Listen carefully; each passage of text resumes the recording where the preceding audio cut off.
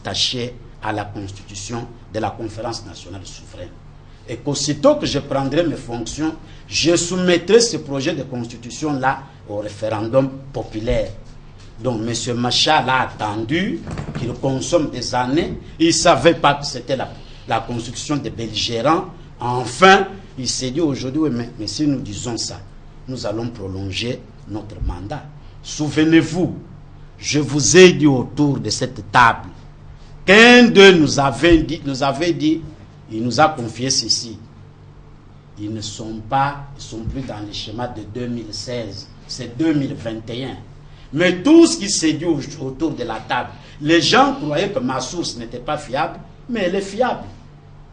Non, élection présidentielle au suffrage indirect en 2015 pour 7 ans de mandat, on est en 2012. Non, il faut le plus de mandats possible. Non, je pense que je chute par là. Tout cela est dû au fait que le peuple a obéi au mot d'ordre du président Tshisekedi de le laisser faire et de ne rien faire. Un peu ce que Maman Bobette a dit, Bozali Kola la Pongi Lukula, ba bébé. Mais, j'ai toujours soutenu que c'est un calme apparent. Mais aujourd'hui que les amis ont franchi la ligne rouge, avec cette provocation, j'espère qu'ils vont contrôler la réaction populaire parce que trop c'est trop. Le Congo nous appartient tous, il n'appartient pas à une oligarchie et nous l'avons suivi. Ils ont franchi la ligne rouge. Qu'avons-nous encore besoin de témoins? Merci beaucoup, monsieur Joseph Kapika. Vous êtes porte-parole de l'UDPS. Maître Willy Benza, finalement, on a comme l'impression qu'on commence à vous rejoindre parce que si on suit toute ma charité, il dit mais en 2016 c'est une date à oublier pour les élections. Alors si on croit bien à ces paroles, il serait mieux alors de prendre cet argent, de mettre pour la modernisation du pays, Karma. Merci Denis pour la parole. Je pensais qu'en venant ici, je voulais faire les débats autour du pays, de mon pays, la République démocratique du Congo. Mais apparemment, les débats s'orientent vers des individus. Il y a un nom que j'ai entendu citer ici beaucoup, c'est le nom de M. Joseph Kabila. Je sais qu'il est président de la République démocratique du Congo. Il termine son mandat en 2016. Il est le frère de sa sœur jumelle. Il est le grand frère de son jeune frère. Il est le fils de sa mère, Maman Sifa. Et c'est tout. C'est que je sais de lui. Ça va? Alors, maintenant, vous vouliez me parler d'autres choses concernant mon pays. Vous dites qu'il y aurait des gens qui penseraient qu'il faut...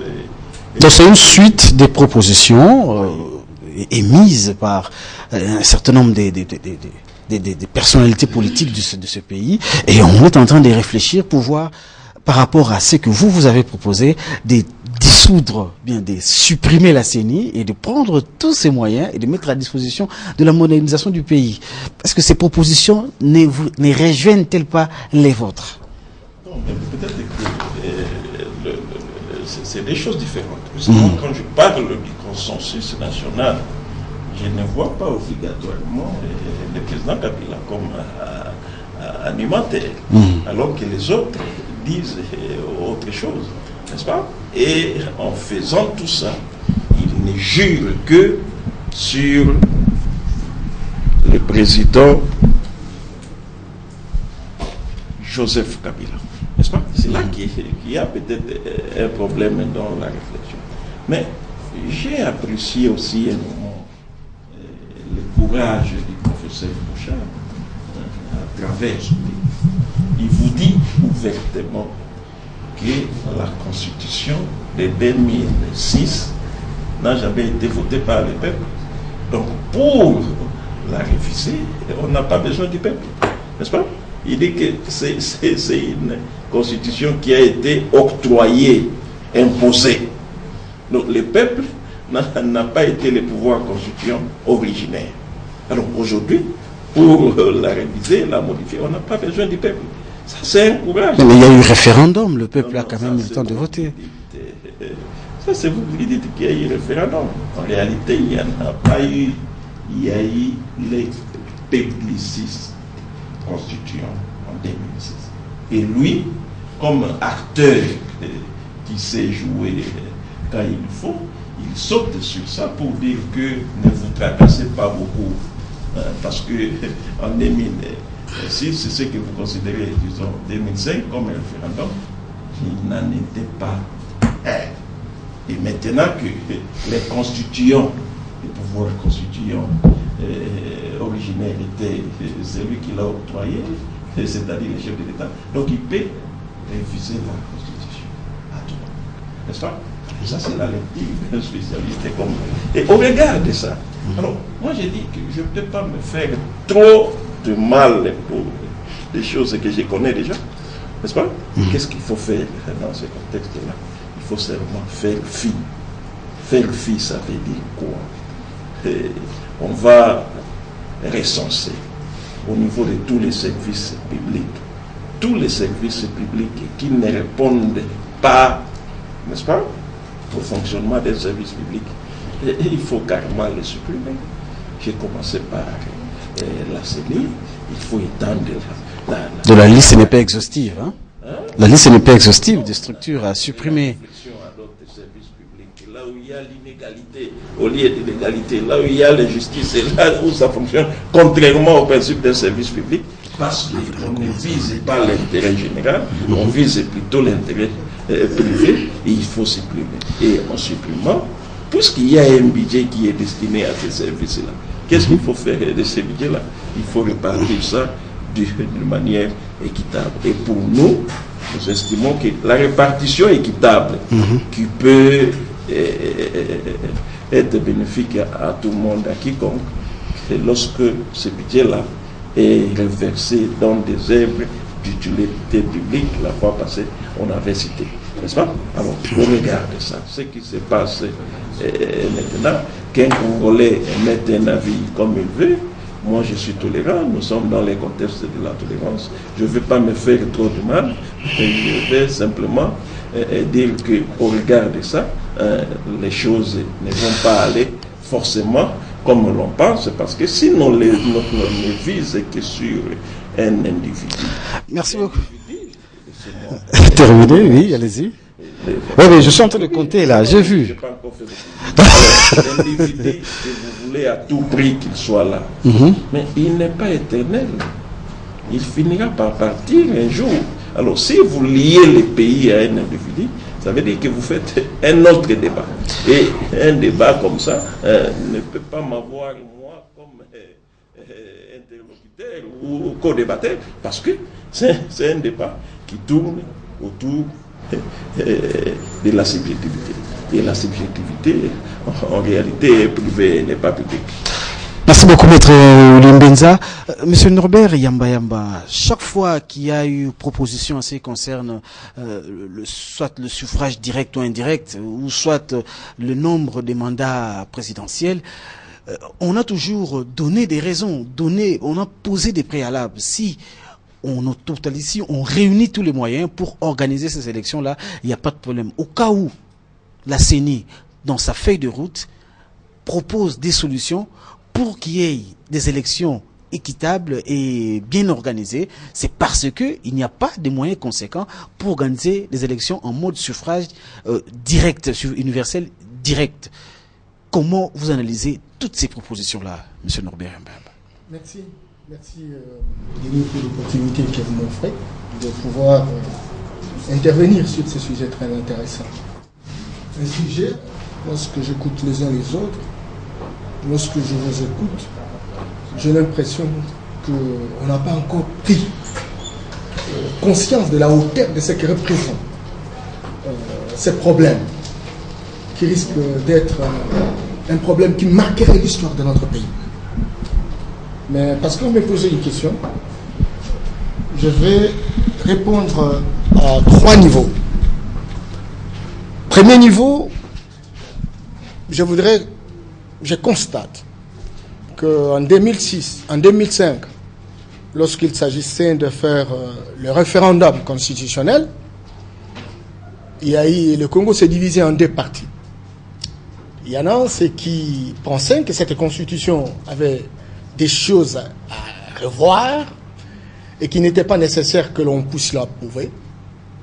Et il y en a ceux qui pensaient que bon, il fallait coûte que coûte avoir une constitution et que cette constitution était parfaite. La première tendance était l'UDPS et les alliés qui pensaient qu'il y avait des choses à revoir, à revisiter. Et la deuxième tendance, c'est le pouvoir actuel. Même que cette constitution était parfaite. Et voilà, on est rattrapé par le temps. J'ai horreur. Lorsque j'écoute, on cite les noms des personnalités, des grands intellectuels, d'une élite politique, j'ai horreur. J'ai horreur de regarder la valeur ajoutée de tout un chacun. J'ai horreur de regarder la plus-value de ce que représente l'immensité d'intelligence de tout un chacun dans le sens du développement de la République. Dommage. Le Congo a des problèmes de son élite. Et aujourd'hui, beaucoup de gens sont revenus pour dire que cette constitution n'est pas bonne. Ben, cette constitution nous a permis naturellement d'organiser des élections, il faut y aller. Pourquoi on a accepté en 2006, en 2005, et pourquoi on en parle aujourd'hui? Et il y en a même ceux qui disent qu'il faut que ça parte, et qui se déclarent des kabylistes durs, purs durs. Moi je croyais que, bon, on adhère dans un parti, on a une vision, on a un projet, et que, bon, il y a des personnes qui véritablement ont une opinion, et qu'ils partagent cette opinion, et qu'on ne sait pas pour cette opinion. Or, il y a des gens qui visiblement disent que non, à bas la vision, à bas l'opinion, mais nous sommes entièrement et foncièrement pour défendre un individu, quelle que soit l'ampleur des erreurs commises. Moi, je suis désolé de cette classe politique. Cette classe politique qui s'éclaire à longueur de journée et qui prend les trains en cours de route, ça a beaucoup de maîtrise. Surtout les gens qui étaient dans des petits jobs, etc. Et qui finalement... Je me suis beaucoup... parce qu'on a passé, on a mélangé les choses et on est dans la confusion totale. On croit que lorsqu'on a tiré un arbre et qu'on a été déclaré tireur d'élite, on est capable de préhender les problèmes socio-économiques. Lorsqu'on a été capable de réunir les gens pour danser, chanter, on dit non, on est capable de pouvoir, surtout que lorsqu'on parle français. J'ai mon petit enfant qui est en 4e primaire qui parle couramment français. Je suis désolé. Et on confond les choses en se disant, bon, et on parle avec orgueil comme si on avait la maîtrise de quoi que ce soit. Félix Oisio, quand là je parle, tout tu peux aller, voilà, disant que même un bon après-midi, on va jouer examen d'État. On a dit Félix, on a dit, bon après-midi, on va jouer examen d'État. Quand ça on dirait que tout le monde va jouer examen d'État avant l'été. Mbanga danger. Et pourtant, en après-midi, moi, je permettre à comprendre ma camarade. Je voudrais simplement dire que il est anormal. Et il faut que je m'apaise. J'ai au moins l'apaisement. Parce que de tous ceux qui parlent, de tous ceux qui disent, je n'ai pas encore entendu le président dire qu'il va dépasser la ligne rouge 2016. Et lorsque j'écoute le président de l'Assemblée nationale, Obem Minakou, il avait déjà fait une prestation sur Radio France Internationale.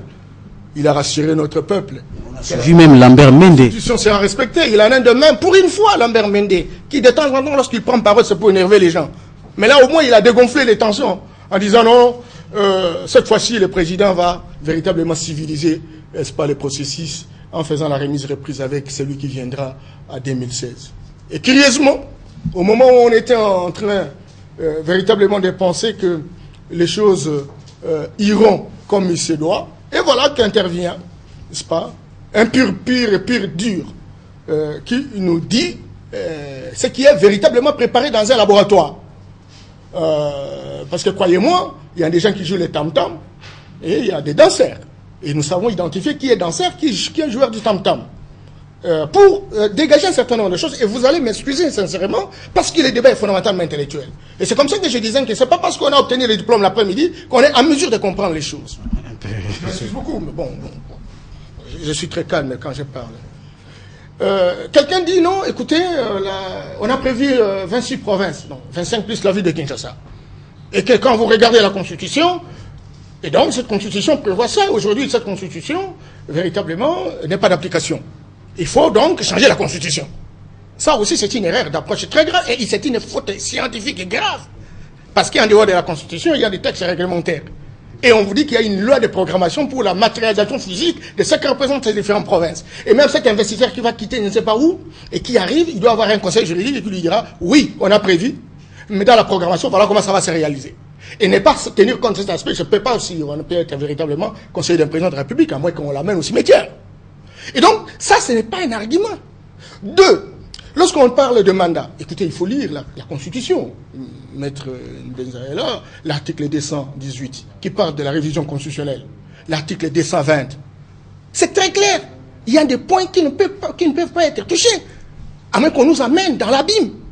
On vous dit que la forme républicaine, on vous dit que le respect des mandats et de la durée du mandat du président de la République, on vous dit que le pluralisme politique et syndical, l'indépendance de la justice, ce sont des éléments qu'on ne peut pas toucher parce que c'est verrouillé. Et lorsque vous venez avec le suffrage direct, et il y en a ceux qui disent, mais écoute, à la CENI là, le président, il est un grand expert, outillé, professeur, recteur d'université. Mais arrêtez, la fanfarona dans la Zaïroise. Mais c'est quoi ça, cette histoire? Vous chutez. Non, écoutez, lorsqu'on a la présomption d'avoir la capacité intellectuelle nécessaire, cela doit se prouver à travers les actes que l'on pose et la compréhension que l'on a dans la dynamique de ce qu'on veut réaliser. Mais lorsque on propose, je suis en train de terminer, on propose un calendrier électoral qui va au-delà des délais constitutionnels et pour demander la révision des choses qui ont été interdites, dis-moi, on a tiré quelle intelligence et dans quel laboratoire? Ça, c'est très grave. Et puis, on vous dit que le président doit avoir du temps parce qu'il y a eu la guerre et il n'a que 6 mois lorsqu'on regarde. Et même lorsqu'on voit les ADF et tous ces rebelles là qu'on est en train de délonger, donc le président n'a pas encore commencé son mandat, il faut qu'on lui donne. Mais écoutez, là aussi, c'est l'intelligence la plus élémentaire. Tout simplement. Parce que lorsqu'on prend le pouvoir, on a un budget, on a des options, on a des missions. Et parmi les missions, la sécurité de la République. Et donc, lorsqu'on a la responsabilité de pouvoir gérer la République, on a la responsabilité également de terminer la guerre. Et la guerre fait partie véritablement de l'agenda stratégique de ce qui représente les missions dévolues au président. Et donc, lorsqu'on veut véritablement prendre ce paquet pour dire que voilà, parce que cela n'a pas été fait, et la pauvreté aujourd'hui, cette pauvreté qui a élu domicile, qui constitue véritablement le grand défi. On va dire, écoutez, on aura fini les mandats du président de la République parce que quand la pauvreté aura terminé. Il faut arrêter ça, et je voudrais apaiser Maître, que même s'il veut que tout s'arrête, et que l'on continue, mais on va gérer le pays comment, dès lors que même aujourd'hui, vous savez, Maître, qu'on est en train de produire le double de ce qu'a représenté la production de Mobutu en termes de cuivre. 980 000 tonnes. Vous savez ce que cela représente en termes d'argent? Où en sommes-nous? 413 millions de dollars seulement dans le budget? Non, Maître, même si vous on arrête tout, etc., écoutez, la gestion assumée par un certain nombre de personnes, je crois que cette gestion ne sera pas transparente et c'est comme ça qu'il faut continuer la démocratie. Il faut respecter cette démocratie et à remettre en question la démocratie. Et toutes les règles qui sont constitutionnelles aujourd'hui, c'est déclarer la guerre contre notre peuple. Merci beaucoup, Monsieur Norbert Yamba. Chers téléspectateurs, vous suivez Plateau Politique, cadre de débat, cadre d'échange avec d'éminentes personnalités et nous attendons vos SMS avec les 3 numéros qui sont affichés au bas de votre petit écran. Maman Bobette, vous avez la parole. Butoni mingi ndeko deni na utaki kolobane bandelite ya limakambe ekolo Kongo bongo eko pesa motema mpasi pamba te ekolo mosusu toko kende realite bongo esengeli bampaka ya maele ekolo Kongo batia nano makanisi na bango batika na komema baimboka na mwa libungi yango na tuna kimituna moto ana mwa esika na yakolo bate malumalu dégage na kobana bena ndeko kalele bokwimbanda pamba tende ko mashala lobi bango batie pétition po ya kobongola kolongola constitution wana ya mobu 2005 o ba mindele soki banani batia ki biso na makasi totia constitution mosusu pamba te makomi mana makopesa penza nzela te ekolo Kongo kwa kotongwama bongo bino boko kanga mabena malumalu dégage bomoni tete opposition tango baninga ba ko milengele pote o mobu 2016 to mobu 2015 bazwa kaka be bonga na bango bino be malumalu dégage bokende na moamba kuna bakangi bino kasi bango balobi te bamoni maso mwana boko sa ya mpamba esengeli na ino to bongola to tia constitution ya sika mobeko likunzi ya sika makomi mawana masima leki nzela masu na tina te bino boyali wapi to sala nini kaka be malumalu dégage. Non maman Bobette, biso totikai na logique na biso